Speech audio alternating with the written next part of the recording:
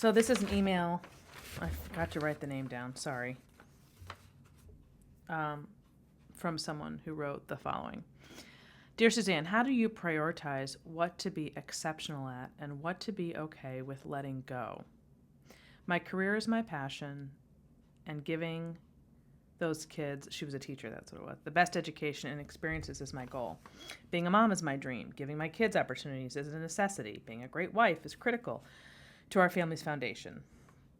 Maintaining your home and daily routines can't be overlooked. Going on dates with my husband, giving my kids one-on-one time, home repairs, making time for friends, self-care, sleeping, reading a book, achieving dream goals, maybe an extra job, for all those extra things you want to do. The list is truly endless.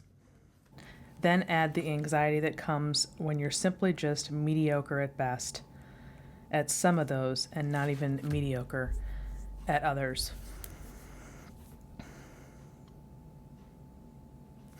You know, I blame this entire problem, quandary, on the parenting trend of placing so much value and expectations on outward achievement, especially for women. Because that's all new in the last several decades, this expectation of them to be more than just a mother, a wife and mother. It's really sad. It's really sad because in my day, this would never have been written in my day, or I don't think any other generation before. There was no expectation that you become this big thing, or that you excel at everything in the world, or that you have to be the best, or that you're never good enough, or any of that. It just didn't exist.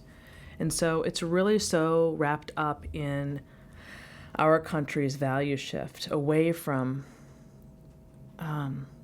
the things that really matter: who you are, who you love, the family you raise, having a good enough life, right? Doing enough to be productive and happy, but not the best at everything.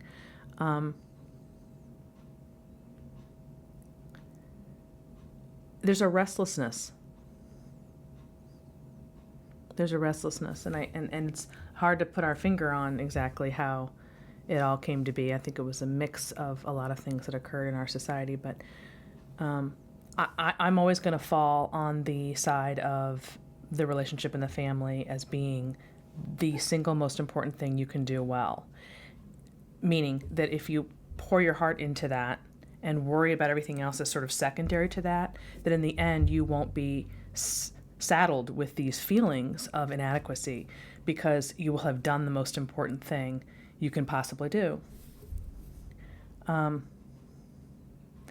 It's really this focus on outward achievement that concerns me. For people in general, but especially for women. And it breaks my heart to hear them talk in this fashion. So all of which is to say, it's perfectly fine to be mediocre. Mediocre is good. Just having enough and having a good enough life. If you have someone, I think if anything that happened last year in the pandemic, it's the recognition of that fact that if you, I've never been more appreciative and more happy for what I have in my home, on the home front, than I was last year, because I kept thinking, God, these people who are alone, it broke my heart just thinking about them going through the pandemic crap, literally home alone. There's nothing worse than that. So, who cares what else you do in your life if you've got that?